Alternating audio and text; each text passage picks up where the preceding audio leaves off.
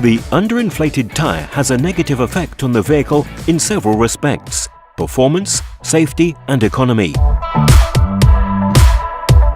With regards to the performance and safety aspect, the underinflated tyre gives the driver a much slower steering response and the vehicle a larger trajectory.